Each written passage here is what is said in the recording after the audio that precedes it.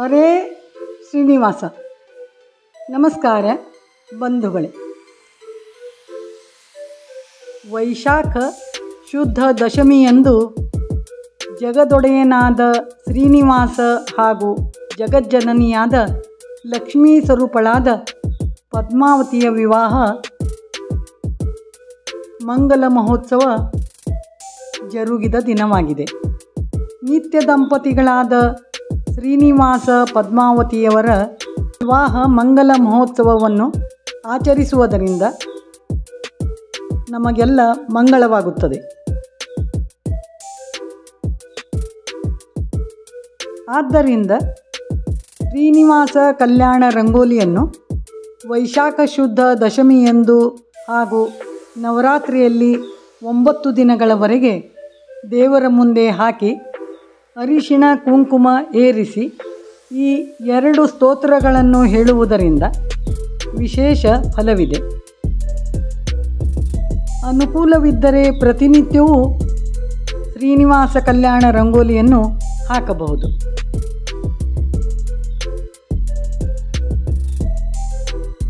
ಈ ರಂಗೋಲಿಯನ್ನು ಹಾಕಿ ಸ್ತೋತ್ರಗಳನ್ನು ಹೇಳಿಕೊಳ್ಳುವುದರಿಂದ ಮನೆಯಲ್ಲಿ ಮಕ್ಕಳಿಗೆ ಯೋಗ್ಯ ವಯಸ್ಸಿಗೆ ಮದುವೆಯಾಗುತ್ತದೆ ಹಾಗೂ ಸ್ತ್ರೀಯರು ದೀರ್ಘ ಸುಮಂಗಲಿಯಾಗುತ್ತಾರೆ. ಶ್ರೀನಿವಾಸ ಪದ್ಮಾವತಿಯರ ಅನುಗ್ರಹದಿಂದ ಮನೆಯಲ್ಲಿ ಎಲ್ಲ ಮಂಗಳ ಕಾರ್ಯಗಳು ಜರುಗಿ ಮನೆಯಲ್ಲಿ ಸುಖ ಶಾಂತಿ ನೆಮ್ಮದಿ ನೆಲೆಸುತ್ತದೆ.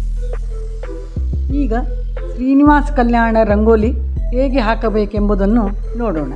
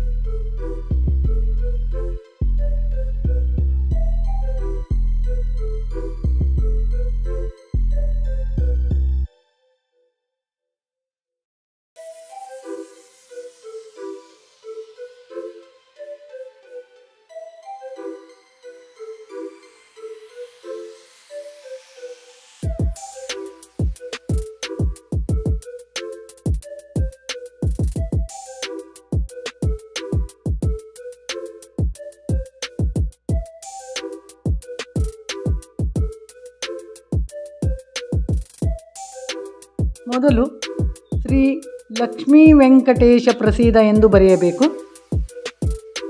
ನಂತರ ಎಡಬಲದಲ್ಲಿ ಶಂಖಚಕ್ರವನ್ನು ಬಿಡಿಸಿ ಮಧ್ಯದಲ್ಲಿ ಪದ್ಮವನ್ನು ಬಿಡಿಸಬೇಕು. ಕೆಳಗಡೆ ಶ್ರೀನಿವಾಸ ಕಲ್ಯಾಣ ರಂಗೋಲಿಯನ್ನು ಹಾಕಬೇಕು.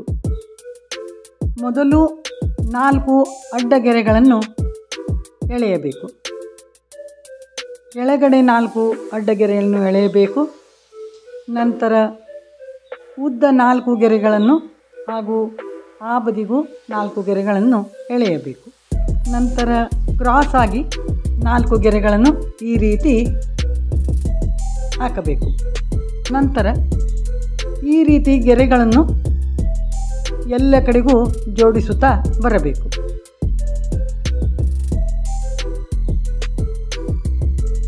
ನೋಡಿ, ಈ ರೀತಿ ರಂಗೋಲಿ ಹಾಕಬೇಕು. ನಂತರ ಮಧ್ಯದಲ್ಲಿ ಶ್ರೀ ಎಂದು ಬರೆಯಬೇಕು. ನಂತರ ಈ 4 ಬದಿಯಲ್ಲಿ 8 ದಳದ ಹೂವನ್ನು ಬಿಡಿಸಬೇಕು. ನಂತರ ಮಧ್ಯದ 4 ಬದಿಯಲ್ಲಿ ಕಮಲದ ಹೂವನ್ನು ಬಿಡಿಸಬೇಕು.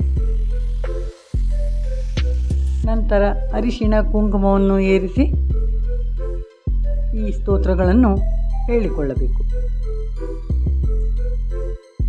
ಕಲ್ಯಾಣಾದ್ಭುತ ಗಾತ್ರಾಯ ಕಾಮಿತಾರ್ಥಪ್ರದಾಯಿನೇ ಶ್ರೀಮದ್ವೆಂಕಟನಾಥಾಯ ಶ್ರೀನಿವಾಸಾಯ ಮಂಗಳಂ.